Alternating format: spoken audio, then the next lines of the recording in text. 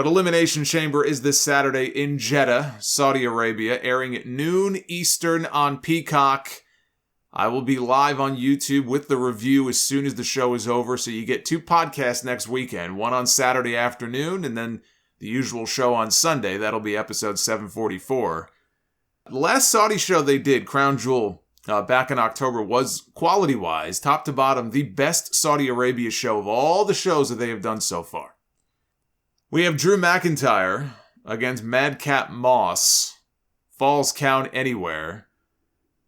You know, it's Drew McIntyre against Madcap Moss. What more is there to really say? We've already seen the match. They did McIntyre and Moss at day 1, and McIntyre beat him. So now they're running a match back again that nobody gives a shit about. Obviously, it'll be a win for Drew McIntyre. The Usos defend the SmackDown Tag Team titles against the Viking Raiders. I am going with the Usos to retain their titles here. Becky Lynch defends the Raw Women's Championship against Lita.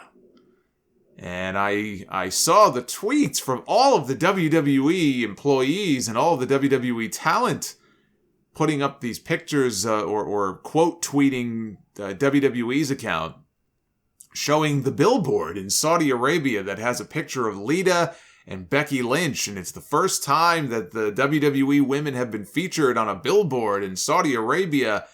And it's very weird that every single one of these tweets had the exact same verbiage. WWE continues to influence the world. Clearly, the social media directive went out to the entire roster, because at almost the exact same time, they tweeted almost the exact same thing. Some of them added a little something more to the tweet.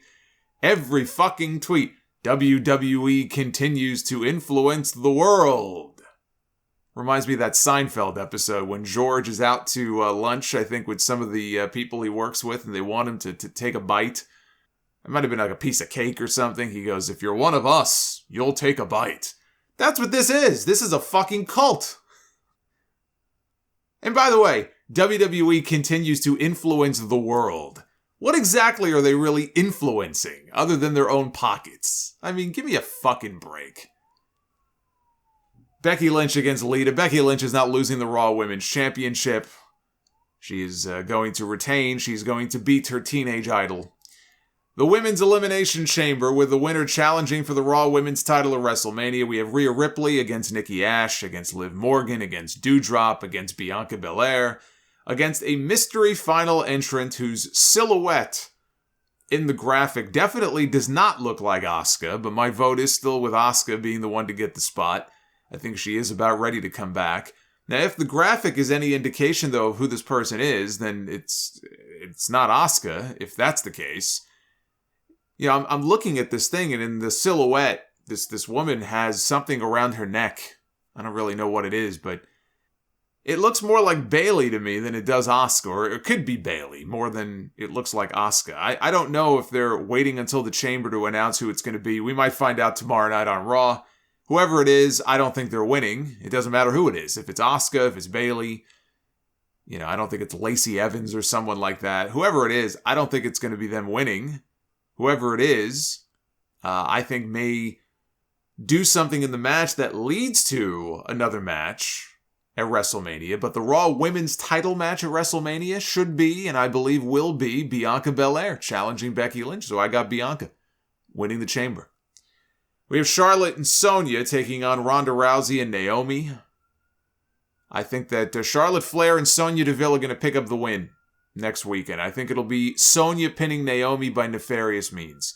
And that then leads to a blow-off between the two of them at WrestleMania. Charlotte, Ronda, neither of them have to factor into the finish of this match. You can have Sonya cheat to get a win over Naomi, and that is how you build to the ultimate singles match to blow this fucking thing off once and for all at WrestleMania with Naomi getting the big win.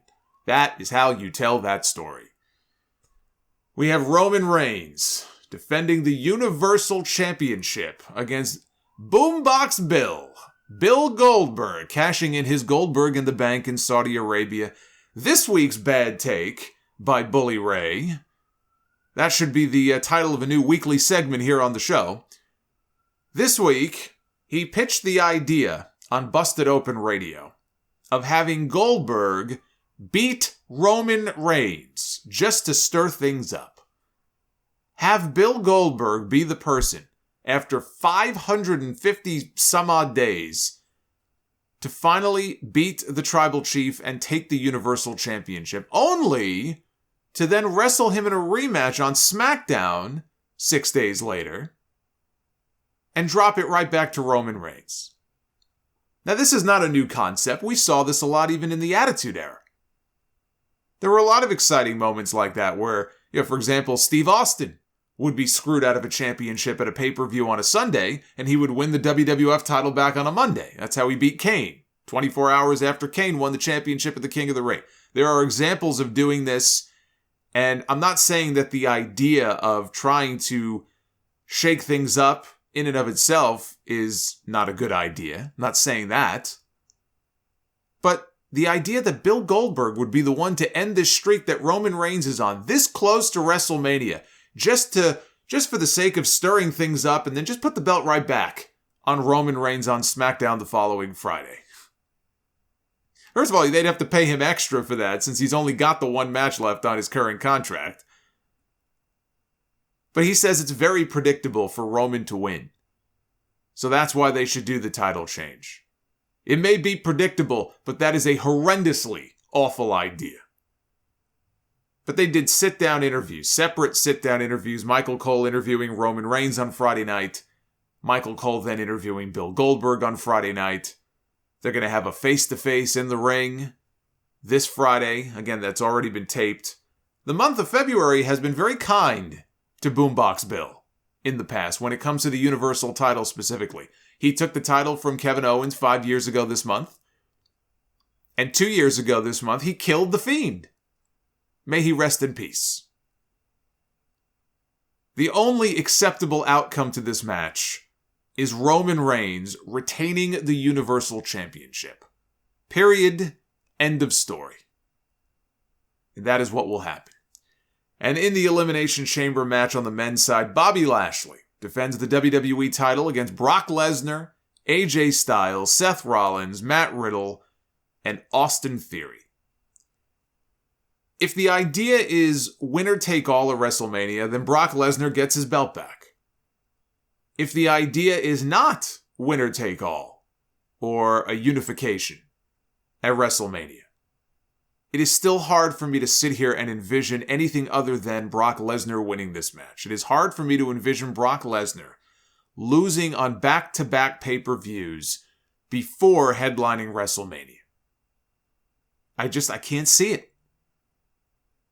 So I think it's a foregone conclusion that Brock Lesnar is getting his belt back. That's why I laughed so much when Bobby Lashley was on TV on Monday night saying, I'm going to go to the Elimination Chamber and I'm going to do what I did at the Royal Rumble. I'm going to pin Brock Lesnar again. I can't even fathom such a thing happening. Brock Lesnar is going to win the Elimination Chamber. Brock Lesnar is going to become WWE Champion again. Because it does, all the talk about winner take all, for them to then not do it would be kind of strange. And I do believe that the way to go is to just have that one top champion, that one top unified champion. Again, unification is not a word that they've used, so I don't think that's what this would be. You would just end up with one guy with two belts, which I don't necessarily agree with that idea, but they've talked about it so much at this point, how do you not do it? I think Brock Lesnar is going to win the WWE title. And that leaves almost everybody else in the chamber without any obvious program for WrestleMania if that happens. I don't know where Bobby Lashley goes from here if he loses that title. What they do with him at WrestleMania. They were teasing a possible split with MVP before everything went down the way it did at day one when Brock got inserted into the match when Roman got sick. It looked like they may have been going in that direction of a Bobby Lashley babyface turn, which is why I thought we were going to get Bobby Lashley against fucking Omos at WrestleMania. But then Roman got sick and Brock won the belt and everything just went in a completely different direction. I don't know what else you do with Lashley if he's not on that card defending the title against somebody. Seth Rollins could always work with Kevin Owens. I would like to see AJ Styles work with Edge. Doesn't have to be for a title. Austin Theory, I've suggested that he be the one to take the United States title away from Damian Priest, but now it looks like Priest may be going heel soon. And that match doesn't make a whole lot of sense if that happens before WrestleMania. Maybe he loses the title to Austin Theory at WrestleMania, and that's what finally sets him off. But those are your Elimination Chamber predictions. We still have the go-home shows to go with Raw and SmackDown this week, although I don't see anything happening tomorrow night that would radically change my thoughts on this card. And I'll be live on YouTube as soon as the show goes off the air. I figure it's probably 3 hours, so probably 3:30-ish, or between 3:30 and 4 on Saturday afternoon. I'll be live on YouTube, so come on by and join. We'll have a grand old time, even if you don't watch the Saudi shows. I got you covered.